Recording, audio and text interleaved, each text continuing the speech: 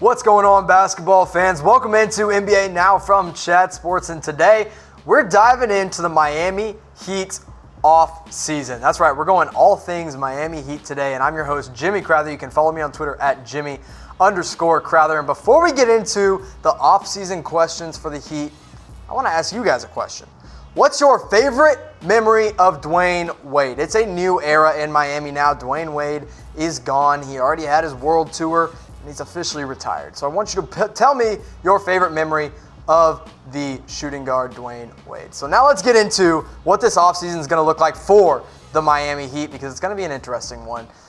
Hassan Whiteside and Goran Dragic both have huge player options for the team this next season. If they decide to pick them up, there's going to be some question marks, and really they just don't have a lot of flexibility. But if they decline those player options, Miami Heat will have some room to work. Their salary next year is nearly $130 million, and what they need the most is just a scoring punch, man. I mean, they were 25th in the NBA this past season at a little under 100, or a little over 105 points per game as a team.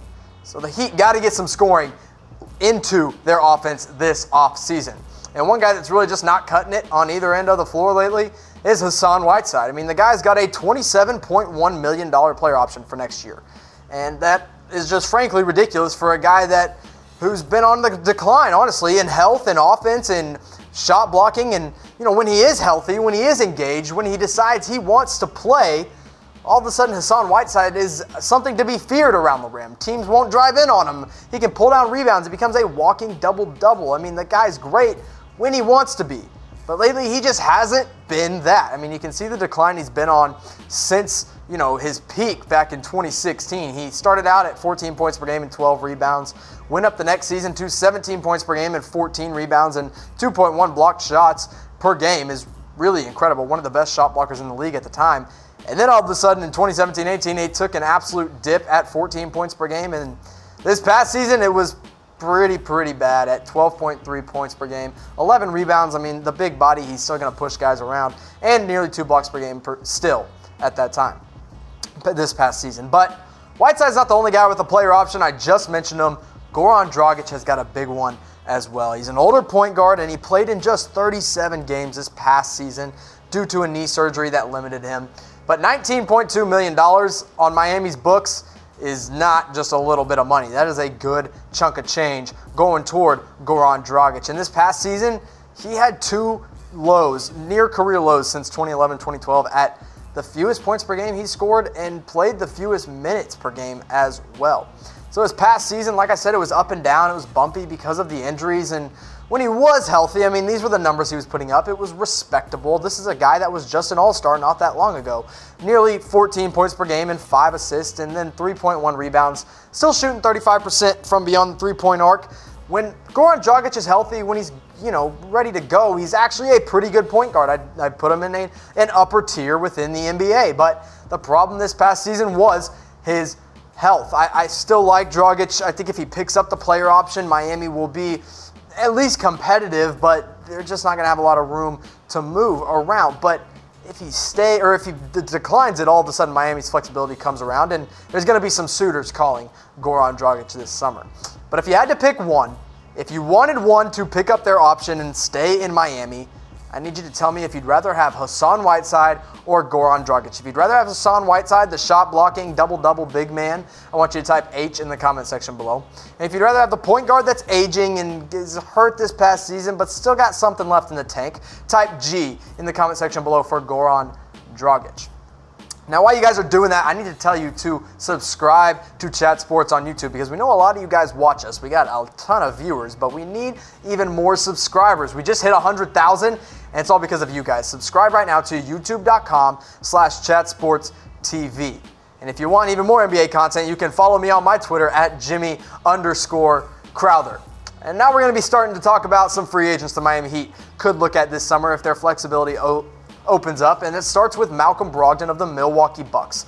Entering restricted free agency, but the Bucks have a lot of decisions to make, and Malcolm Brogdon might be expendable. He's coming off a 50-40-90 season, which is absolutely ridiculous. If you know anything about basketball, you know that is not normal. And, he has missed 52 games over the span of the past 2 seasons because of some health concerns, but when he's healthy, when he's ready to go, and that seems to be a theme with these guys that we're talking about today, I love Malcolm Brogdon. I think he's one of the best players in restricted free agency this summer, and you see what he did last year when he was healthy. 16 points per game, 5 rebounds, and 3 assists for the number 1 team in the Eastern Conference and the number 1 team record-wise in the NBA, the Milwaukee Bucks. Now, just a couple of years ago, he was a second-round pick, went number 36 to Milwaukee, and the guy won Rookie of the Year. I mean, Malcolm Brogdon is a special, special player. And so entering restricted free agency is going to be tough because the Bucks are going to want to keep him.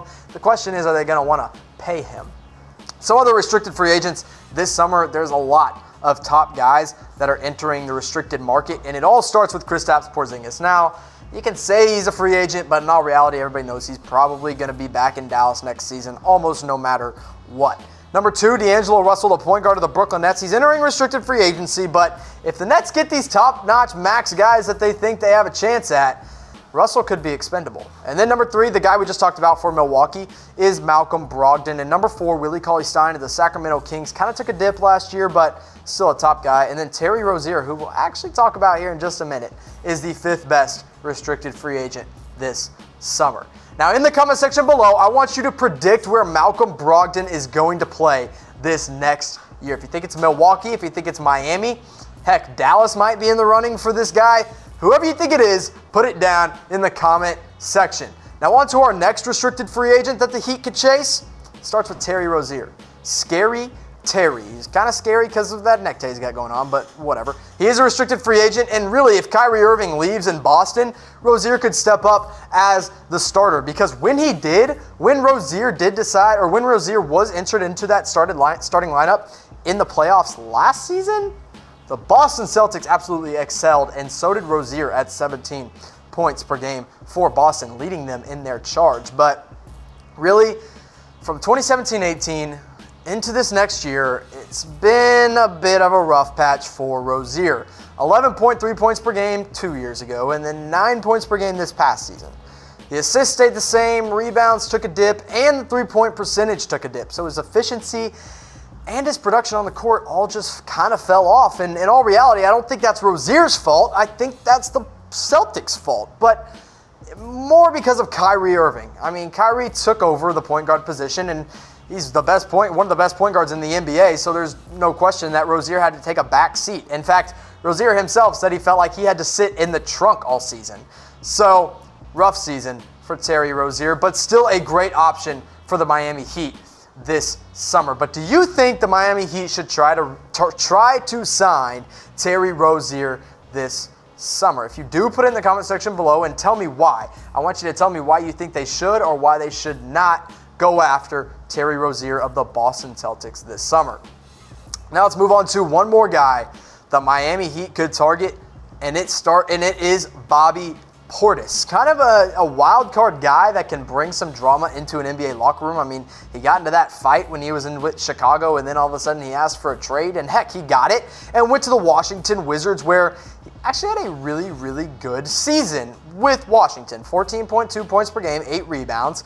And all of a sudden, this three-point shot really came around for Bobby Portis. In 2018-19 as a whole, you can see what he did at 14.3 points per game, and there's the 9 rebounds. I mean, he is a big man. You expect him to pull down the boards, and he did a good job of that. And then 1.5 assists per game. You're not going to expect this guy to dish out many assists. And then the three-point numbers at 40.3% from beyond the three-point arc, it was actually pretty good for the Washington Wizards. And this guy could make sense for the Miami Heat. And you're like, well, why Bobby Portis? Well, Miami has their center in Bam Adebayo, and if they don't want him at center or they want to put him at power forward, then maybe you have Hassan Whiteside.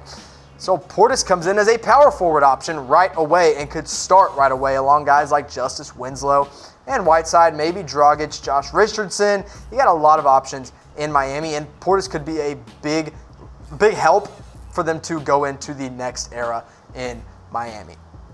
So speaking of this next era, it all starts next season. First year in a long time that the Miami Heat fans haven't gotten to watch Dwayne Wade on the court, so I want you to predict the Heat starting lineup for next year. From point guard all the way down to the center position, put it in the comment section below. Thank you guys, and I'll see you next time.